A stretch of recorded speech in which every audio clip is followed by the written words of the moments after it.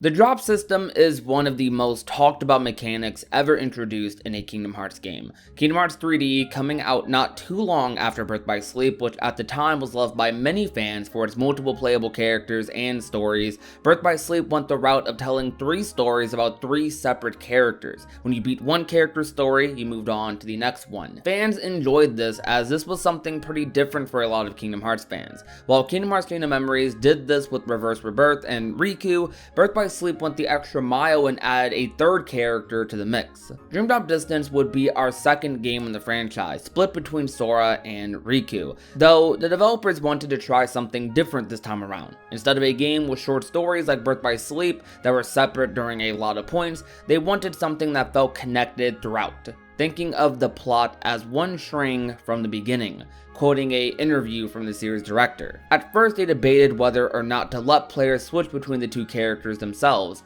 though they thought of adding a sort of thrill, as they said, to it. This was meant to contrast with the same thrill you'd experience when your HP is running low in other Kingdom Hearts games. The reason against making the switching completely optional or player choice was that they didn't want players binging through one character's story while ignoring the others. Also, since the stories do intertwine, this is a valid reason as it may have affected the game's pacing too drastically for some people. This could be seen negatively as a way of micromanaging the player. However, the game actually gives you a plethora of features to combat the drop gauge if the player wants to. Things like the drop decelerator whenever a player does drop, along with these items called drop me nots, help the player manage the drop gauge greatly. The drop decelerator is something you can spend drop points on to level up between characters. You get these drop points by beating Dream Eaters, exploring the world, and the higher you level it up, the slower your gauge goes, which the lower the number, the slower it is. Drop me nots are items that you can find plenty throughout worlds or just buy in the Moogle shop for cheap. In most cases, you really only need 1 per world if you wish to explore and complete it,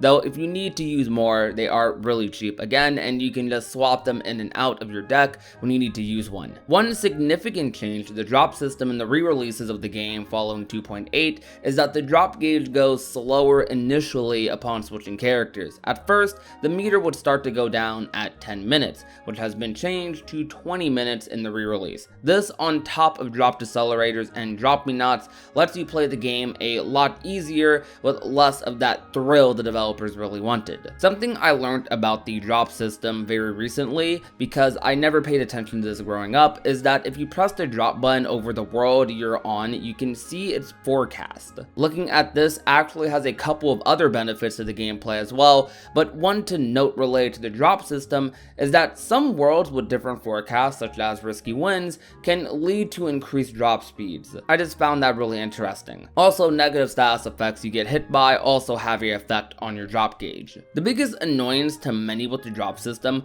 was dropping in the middle of boss fights, which could happen very frequently to players who don't know of its mechanics. I would emphasize that dropping in the middle of a boss was the biggest reason I held a grudge against this system for a long time. I remember countless moments of me struggling with the boss fight only to drop when they were on their last health bar, which was pretty infuriating. Though whenever I replay Dream Drop Distance, this is never an issue, because I always check the drop gauge before entering a boss or don't let my drop gauge get too low with the help of drop me nots. This mechanic, I think, is one of Dream Drop Distance's defining features. I mean, it is in the name. Though after nearly a decade of this game being out, in 2022 it's been 10 years since I've experienced this game on the 3DS, I've come to think that the drop system may not be so bad after all. I don't get the thrill from the drop system that the devs intended anymore, though I've come to enjoy the slight bit of knowledge needed to manage the gauge while also buffing characters between drops as well as using the drop points. The way I personally find myself playing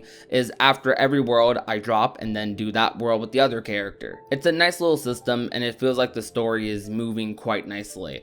It's also extremely convenient having shareable abilities and commands you keep across both characters, so it feels like when I progress with one character aside from levels, I do have something to experiment with the other as I keep all the commands that I gained as the other character aside from the one-off exclusive commands. I don't know if I prefer prefer this to the one story at a time structure of Birth by Sleep that has its value as well. However, I have found myself looking more fondly on this system than I did before, to the point where I don't see it as too much of a detriment to this game like I once did when I was younger, and honestly maybe even a couple of months ago. I think it kind of makes for a unique and characterized experience that I've found myself reliving by replaying this game recently. Sometimes giving things another go and a deeper look can completely change your mind on how you used to feel about something, even if it's something you despised before. The drop system is part of what made this game's identity. Not necessarily a system I'd want to return,